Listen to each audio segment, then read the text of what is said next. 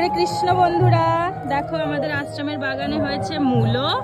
আর এই এখন ভগবানের ভোগ বানানো হচ্ছে, তাই জন্য আমি মূলো তুলতে এসেছি। এই দেখো বন্ধুরা, কত মূলো হয়েছে, এই দেখো।